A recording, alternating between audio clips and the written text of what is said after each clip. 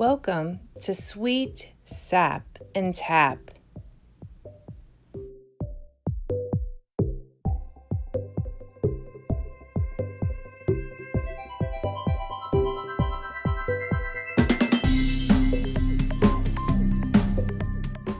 In this class, we're going to explore the history and techniques for maple syrup tree tapping. Usually at Camp Conaquee, we learn all about the history, we do some taste testing of syrup, and then we actually go out into the woods and try some of the techniques. Unfortunately, we can't try it right now, but I wanted to share with you the history and the process for maple syrup tree tapping. Let's start with the history of tree tapping. Maple sugaring is originally a Native American industry. It dates back before the English, French, and Dutch even knew that America existed. In the region where we live and where camp is located, there are two tribes that are native. One is the Delaware tribe, and the other is the Iroquois Indian tribe. They both use the art of maple sugaring. The first records that we have of maple syrup production written is in 1557. Native Americans used maple syrup in a variety of ways. It was used as a food source. Maple syrup was used as an item of trade and for gifts. It was also used as a part of feasts and celebrations that they had. There are a bunch of Native American maple syrup delicacies, we'll call them.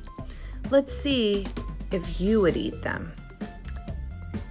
I'm going to ask you some questions, and in your head I want you to answer them. Would you eat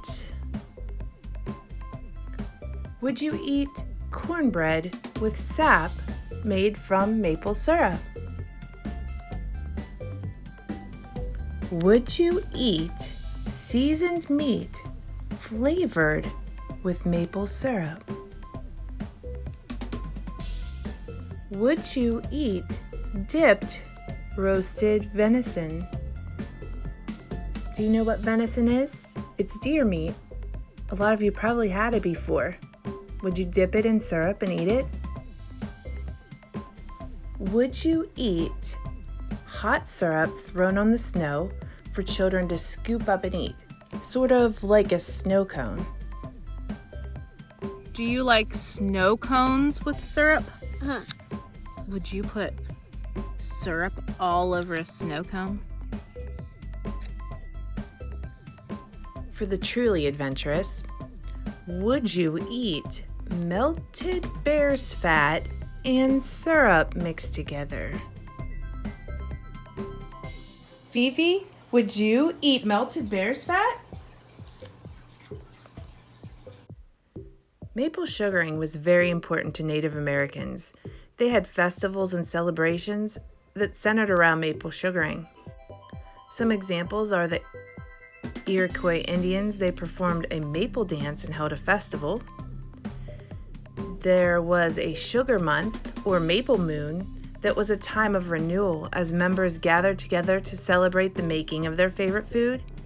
And also there were sugar camps that were set up during late winter and early spring when maple sap flowed. In times of famine, tribes were known to extract and drink the sap in order to survive. Native Americans had different names for syrup and maple trees. The Ojibways called maple trees Nanatic, which meant our own tree. The Algonquin Indians' word for maple sugar was Zinzabuckwood, which translates roughly to drawn from the wood. There is a maple syrup legend. It's called the Legend of Waxus. There was an Indian chief named Waxus who was going hunting one day early in March.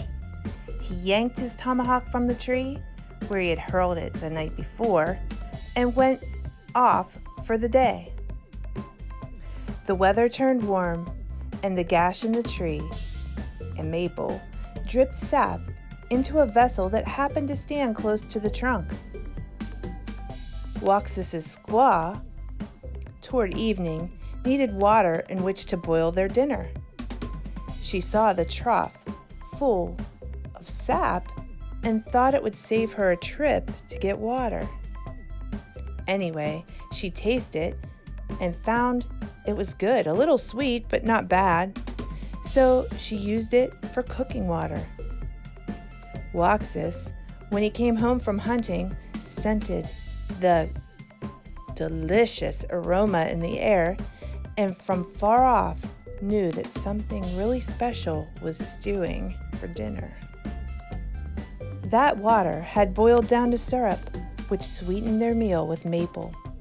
Waxus was pleased with the sweet taste, and his very, very smart and very, very inventive wife.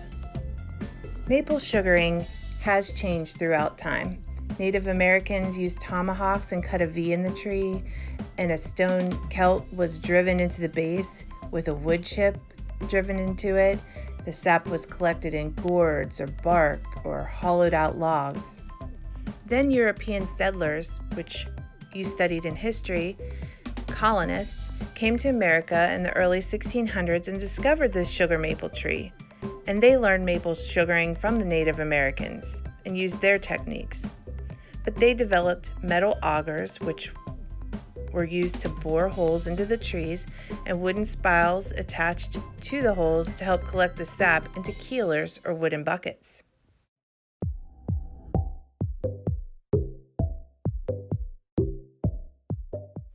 Around the year 1860, metal spiles were utilized to collect sap from the trees. Yokes were often used to carry the heavy keelers of sap to be cooked in iron kettles.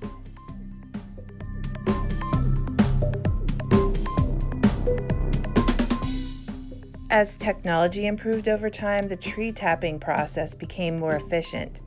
Hand drills were eventually replaced by power tools. Metal spiles were replaced with plastic tubing. We actually have a student at Highland that taps trees with her family on the farm every year. That's Isabella Conforti, and she shared some pictures from her yearly events.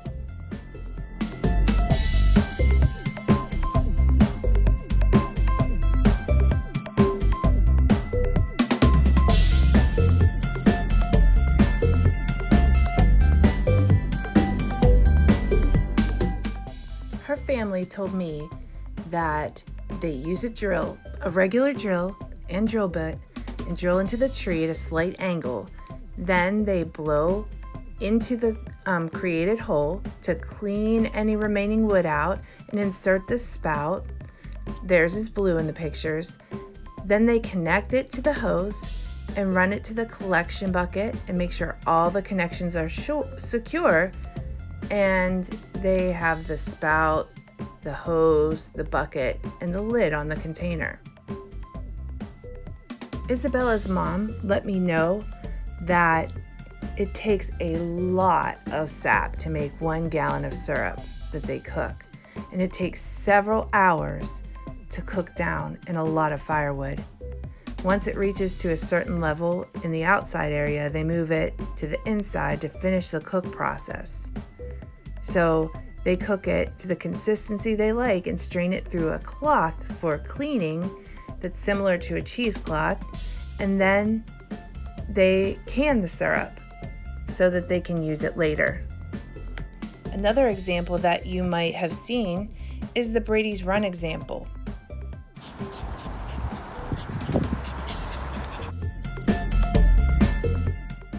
During this quarantine, I took my dogs for a walk up to the tree tapping area.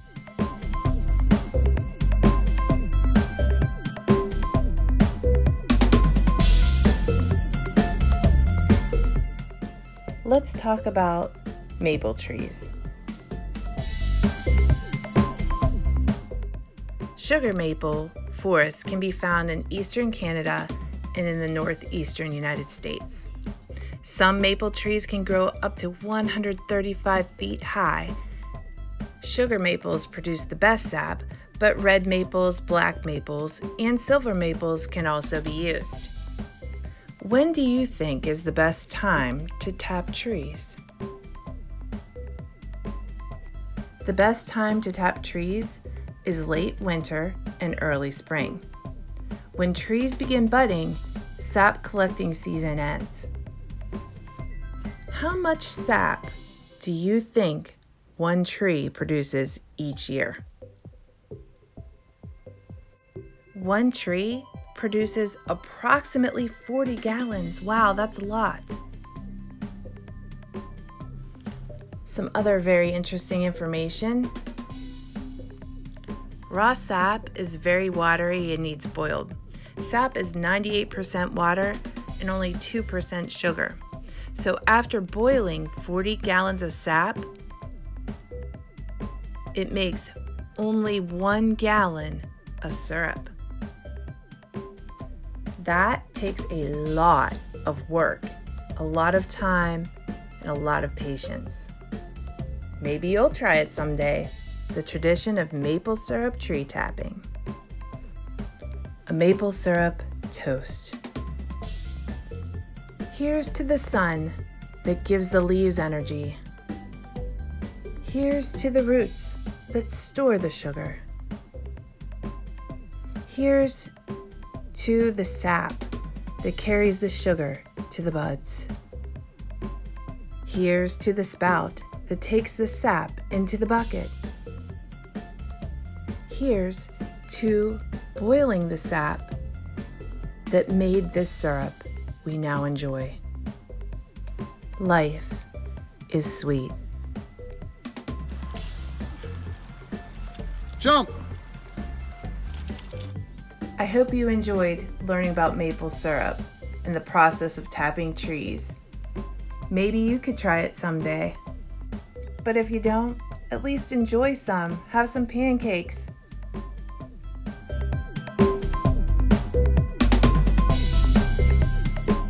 I like pancakes and stuff. Do you like syrup?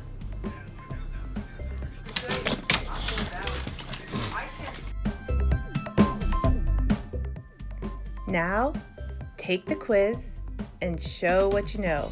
Remember, the quiz is the green puzzle piece and click submit when you're done.